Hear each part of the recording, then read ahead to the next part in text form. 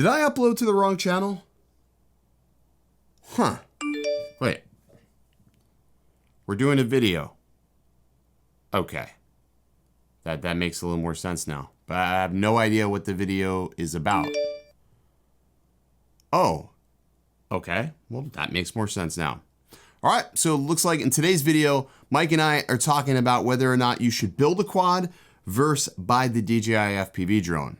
This is a pretty hot topic right now, and a lot of people are really confused on what to do. This costs $1,200, and this, well, this can cost many things. So I guess the next thing is, does Mike have an intro to start this video? Oh, he's got an intro. Roll the intro.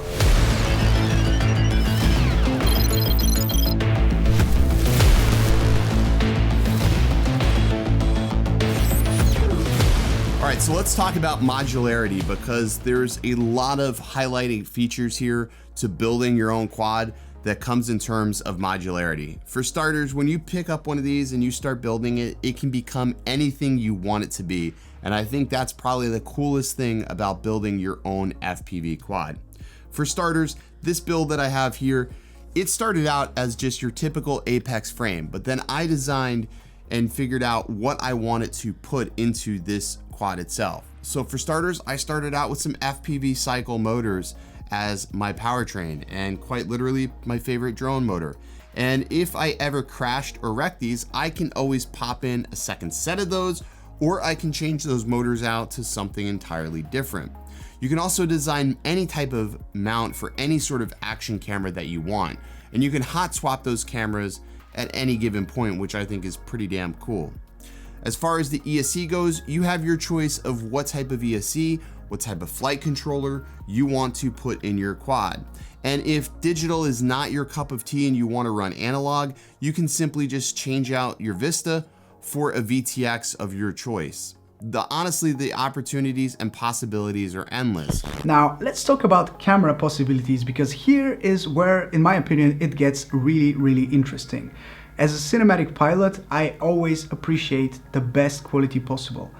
And I'm always looking for ways to fly smoother, to grade better, and to just have better, more eye-pleasing videos for you guys. And for that, I definitely think this one is the way to go. And it's not only because you have a GoPro Hero 9 Black compared to the built-in camera, it's also because you have so many options. I have lined them up here.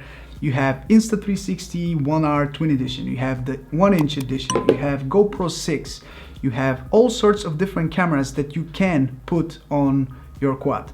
And let's just say, if you want to quickly swap and use that same camera on another drone so you can have same quality but with different flight style, you can do that.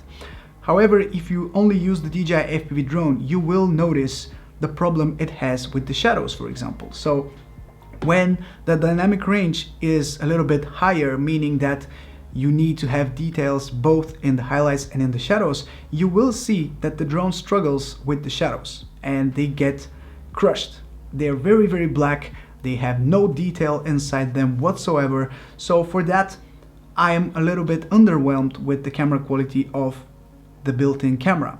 Another thing which I want to talk about is the stabilization.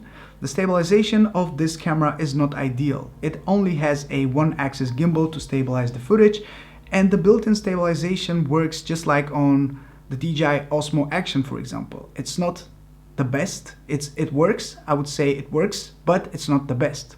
And let's not even talk about real steady, because nothing beats real steady when it comes to stabilization, because it uses the gyro data of the camera to stabilize the footage, meaning that it makes it buttery smooth, whereas this camera shows some movement, some people say that it's more realistic, myself included. Sometimes it seems a little bit more realistic, to having a little bit more vibration, to have some shakiness inside the footage. However, if you're only looking for the stable, smooth look of your video, and you really want it to look as cool as possible and as smooth as possible, real steady is something that is hard to beat. All right, so let's talk about pricing, because pricing is a huge thing when it comes to these two drones specifically. This is $1,200, but keep in mind you're actually paying for your goggles and your RC when you buy this kit. So if we look at just the drone itself, $750 to an average cost of $350. Now this build here was a little more on the high end because the frame on this is a little more expensive, but you can go anywhere from $450 to a build all the way down to, let's say, almost $200 for a really solid build. Now, when you start dipping into the digital realm, you're inherently going to pay a lot more for building a quad versus building an analog quad. But again, the ability to have that choice and pricing is really nice. ESCs and your typical flight controller stacks are going to run anywhere from about $75 all the way up to $120. Now I run KISS, and these builds cost me about $139 for my stacks. And yeah, is it a little pricey? Yes, but it is still well under the $500 mark in most of my builds, which is pretty awesome. Again, you have the option to go expensive, but you have the option to also go cheap. And finally, another thing that makes this the better choice compared to the DJI FPV drone is the purpose. You have so many different quadcopters built for different purposes. You have Cinewhoop, you have a Tiny Whoop, you have a 5-inch cinematic rig, you can have a race drone, you can have a long-range quadcopter. You have so many different ones that you can build and build them for a specific reason. And that gives you a lot of flexibility, that gives you a lot of freedom to use different tools for different things. With this quad, if you only buy this drone, you can, I guess you can make it fly as a race quad, you can make it fly as a freestyle quad, you can make it fly as a Cinewhoop. However, it's not meant to do that. It's meant to be, in my opinion of course, it's meant to be a cinematic, smooth cruising quadcopter. It's not meant to race, it's not meant to freestyle, it's not meant to be thrown and do all sorts of split S's and inverted yaw spins. Of course, it can do it, but it's not ideal for that. So the purpose of building your drone is to fit your exact needs.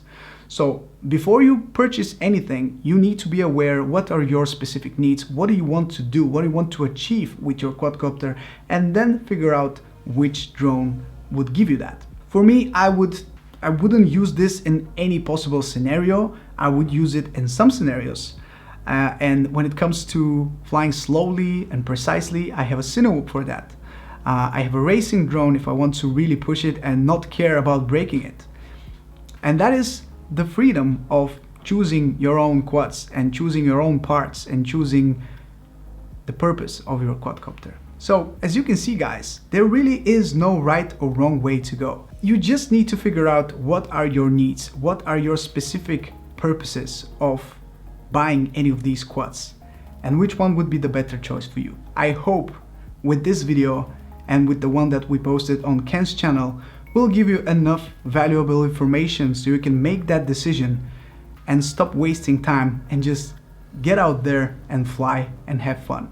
This is everything that I have for you in today's video. Thank you so much for watching. Thank you to Ken for joining the channel. As usual, he's the man and I love his style.